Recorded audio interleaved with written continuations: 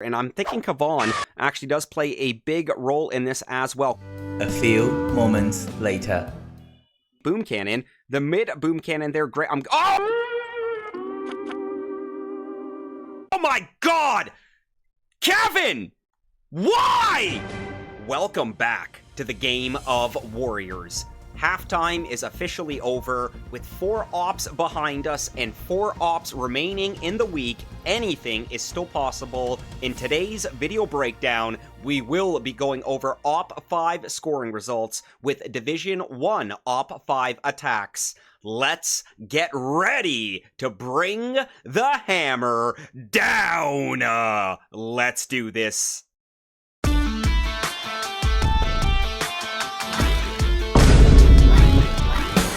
Week 2 Op 5 begins with Division 4 Op 5 scoring results. Division 4 sees an Alamo sighting, with Alpha being unfortunate enough to receive the 210 Alamo on this roll.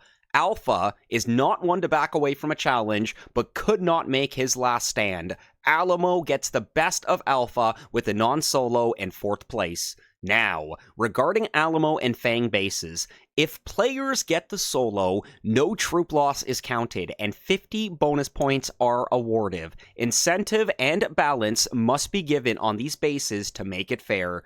Dirty Harry is thanking the boom gods for Alpha's Alamo, because Dirty Harry is moving on up in the world and places 3rd on Op 5, scoring 128 on his 159 complex. He full sent it with 31 casualties. Attaboy, Harry Potter. Maybe Hermione Granger isn't so bad after all. 2nd goes to Jab, scoring 193 on his 134 Conifold. Massive bonus points for Jabs, with plus 77, taking advantage of landing craft and no hero bonus points. Super Warriors are coming in clutch. And 1st place goes to Big Toe, scoring an insane 241 on his 184 Ballast. Super Warriors played a big role in this one. Plus 77 also gained with landing craft and no hero bonus points. 20 Warriors killed in action, but the admins have informed me Big Toe did not have 2 boats of Warriors touch the core. Therefore, the hit is void, with troop loss still counted and the 3 points being acquired. Let's see how this does reflect the points table for Division 4 Op 5. Slight changes on the points table, with Jabs and Alpha switching places from Op 4. Big Toe holds on to 1st place with 12 points, creating a nice cushion going into Op 6. Jabs moving on up on the table into 2nd place with 8 points. Alpha can blame Alamo for his drop to 3rd place, tied with Jabs on points, although Jabs does have 1 more solo over Alpha. Dirty Harry remains in 4th, but there is hope. He finally puts a point on the table. Strong start to the 2nd half, fellas. Moving to Division 3 Op 5 scoring. Division 3 sees 6 placing 4th for Op 5, scoring 97 on his 159 Assembly. That layout must have been dirty. 6 loses 62 points to troop loss. Duck places 3rd on his 184 Dioxin, scoring 104, succumbing to heavy troop loss with 80 warriors killed in battle, but a point nonetheless. Bam steals 2nd, scoring 145 on his base of choice, the 134 Gambit. 22 bonus points with 11 points lost for casualties. Well done, Bam. Who else but Mr. P, taking 1st on Op 5, scoring 180 on his 210 Waterloo. A full send with 30 points lost for troop loss. I wonder if we have any changes on the points table for Division 3 Op 5. And yes, we do. Mr. P, though, remains in 1st place with 11 points. His 3 first-placed finishes out of 5 ops starts to create some nice separation from 2nd place. Duck keeps 2nd with 7 points, but is eyeing down Mr. P for top spot in Division 3. Bam moves back up to 3rd with 4 points, and 6 drops back to 4th place, still with 3 points. Things are starting to heat up at the bottom of Division 3. Moving to Division 2 Op 5 scoring. Division 2 sees Frank placing 4th in Op 5, scoring an abysmal 79 on his 159 to Pier. Frank lost 80 points on this hit. Wow. Frank is an experienced warrior player on operations that must have been a wicked to Pier. SkullCrusher placed 3rd, scoring a decent 176 on his base of choice, the 134 Tarsier. 44 bonus points were gained. I kept my troop loss at a minimum with only 2 warriors killed in action. Rufus takes 2nd, scoring 201 on his 184 low point. 22 bonus points on the hit with only 5 casualties. Very impressive, Rufus. Joss takes 1st, taking full freaking advantage of his 210 dioxin, capitalizing on 55 bonus points and scoring 245. Insane, Joss. Killing it, buddy. Let's see how this reflects the points table for Division 2 Op 5. The only changes we see are SkullCrusher moving back to 2nd place and Frank dropping back to 3rd. Rufus remains in 1st and Joss still in 4th. Points are very tight in Division 2, with not much separation being created. It's still anyone's game. Now, it's time for the big boys in Division 1. Division 1 Op 5 scoring. 4 solos yet again. 4th place goes to Lonewolf, scoring 146 on his base of choice, the 134 low point. 44 bonus points with 32 points loss on the hit. I'm starting to really enjoy these low point solos with warriors. Let's see what he did. Lonewolf on low point, and right off the bat, no shield generators. Are you kidding me? Artillery coming out at approximately 7 o'clock of the core there, about 6 o'clock as well, clearing boom mines. Critters at a high 12 there, clearing shock mines and mines. Not really sure what that critter box... Oh, never mind. That's the path he's going to be taking. I know exactly what that first critter box was for. That's going to be opening up the bullet placement and the warriors here. We're clearly going to be taking a left side approach here. We do have a bullet with a 3-boat warrior drop, 2 boats being flanked on the left, one on the right there. High flag with a flare follow-up anchor directly on the machine gun under the coverage of a 4-smoke drop at approximately 9 o'clock of the core there. And there's the flare to the machine gun at a high 12 there. That's where that first critter box came out at. Look at that 4-core smoke drop as we now transition to the core flare. We do clip a shock mine. Some of the warriors, the timing might be off there, but we know the solo was got. And as those 4 smokes get ready to expire here, beautiful shocks, shock in the world, baby. We've got shocks actually coming out at approximately 1, 2, shocks at 3, shocks at 5, 6, shocks at about 7, 8, bullets taunting the world. Well, actually, he's taunting from about 9 to 12, and we do have another shock coming out high 12 there, pinning down the boom cannons. And of course, as we continue, that's beautiful shock placement right there. I'm wondering if Lonewolf will be following up with another shock cycle here, and no, he doesn't. Remember, there were heavy casualties on the hit here. That shock launcher is going to be a big pain in the butt here. I'm sure Lonewolf is freaking out here. Bullet is still in a great spot here. We know he did get the solo here. His health is dropping fast. I'm curious as to what's going on here. We better see some barrage, some artillery, something here. What is going on? Oh my god. Warrior farming. Warrior farming. We're going to speed this up to ×2 now. 1 boat of warriors coming out on the far left of the ramp there. This is going to be a farm job finish. I'm loving these farm job finishes here. Warriors now flare to the rocket launch. There we go. All it took was that 1 rocket launcher on the left there. Well done, Lonewolf. I love the thinking on the fly. The farm job finish. Boom! Goes the dynamite. 3rd goes to Krusher, scoring 151 on his 159 ballast. Full send with 8 warriors killed in battle. Let's see this. No shield gen on the ballast here. I'm not really seeing any opening for critter farming, but we do have artillery coming out left and right of the core there, opening up the space for our warriors. Krusher's next move will then result in... thinking we're going to have a flare landing to the far left here, but let's see what happens. High flag drop on the mid left. There we go. 4 boats being flanked on the left and right. And look at that high flag, a high anchor flare. That's a 2 smoke drop, followed up with a 3 smoke. We're going to have 4, 5, and then 6. That was a little bit aggressive right there. I was assuming a ground flare, or at least a mid-anchor, before the anchor to the core flare here. But as we regroup on the anchor flare, the flamethrower at approximately 8 o'clock there, 4 core smoke drop, 3 core smoke drop. I love this. So we're going to pause that for a second right there. So there's actually 3 smokes. 1 smoke on the anchor, and like a second after, we've got an angled 2 smoke drop on the core there. So the whole point of this is for that anchored smoke to expire first, and then bullet being exposed. Giving the Warriors literally a second, half a second is all they need for the defenses to target bullet to pretty much free them up to start delivering damage unharmed right off the bat. Let's continue here.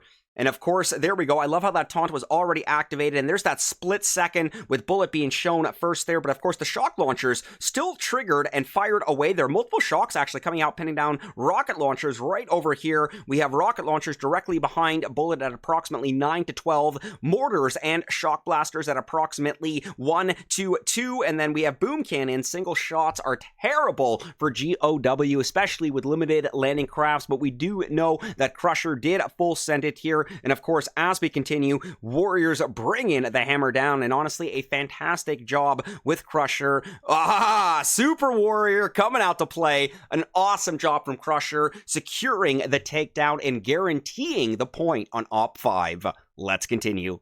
Second place goes to Lonewolf, sending 6 boats of Warriors and Kavan on his 210 Tech Crunch. 22 bonus points on the hit, and keeping the casualties manageable at 25. I can't wait to see this madness. Let's take a look.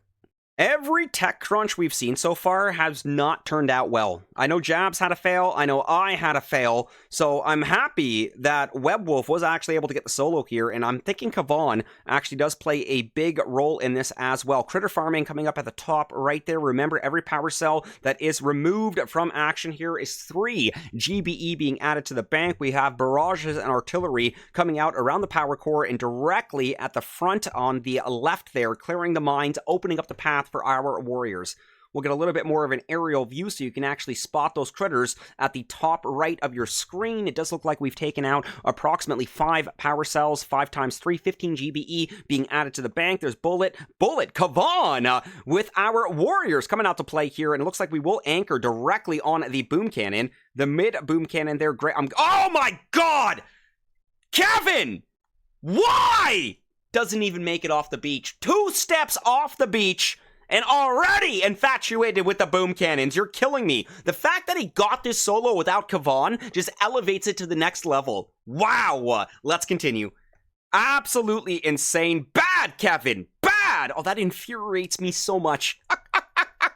And for those watching, I know that is infuriating you as well. Doesn't even get off the beach. 2 steps here, but take a look at this. We're going to pause this for just a second here as the Warriors do make it to the anchor. Remember, guys, that was 1, 2, 3, 4, 5, 6 boats of Warriors. Kevin, you're an idiot.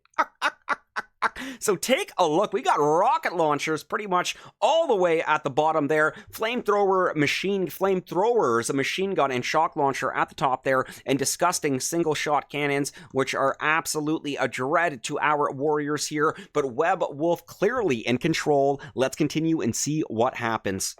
As that smoke gets ready to expire, beautiful farming from the critters up there. This is actually nice reassurance with that GBE being added back. Super Warriors coming out to play. Be freaking beautiful. There was actually multiple shocks coming out there, pinning down the rocket launchers, some of the single shot cannons there. So Super Warriors playing a huge role in this operation, not only for Division 1, but for Divisions 2, 3, and 4 as well. Remember, guys, I mean, you are able to use limited gunboat abilities, and the fact that they are Super Warriors just honestly is the icing on the cake there. That's that distraction that you're going to need for those single shot cannons right there. And remember, the Warriors do actually free freeze, reduce the rate of fire from defenses as well. So not only do they heal themselves, but they have that Cryoneer effect as well with reducing the rate of fire. We got Super Warrior Cirque du Soleil coming out left, right, and center here. I want to keep a little bit of an aerial view here because I'm curious to see if we'll have another Super Warrior being acrobatically thrown from the gunboat here. But those Super Warriors playing a huge freaking role in this win right now with the cannon distraction, cannon takedown. There it is! Cirque du Soleil! What do you say? We go down to the bay and sit on some hay! Jabs? How'd you like that nursery rhyme? Freaking phenomenal from Lonewolf right there. Boom! Goes the dynamite, showing us how it's done on TechCrunch with the Super Warriors. Let's continue to first place. Who other? Are you kidding me? Trout. Let's take a look.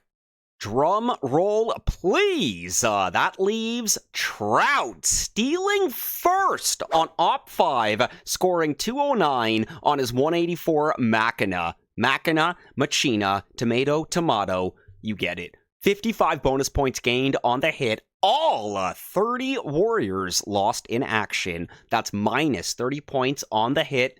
Let's see what Lon Trout did here. Let's take a look.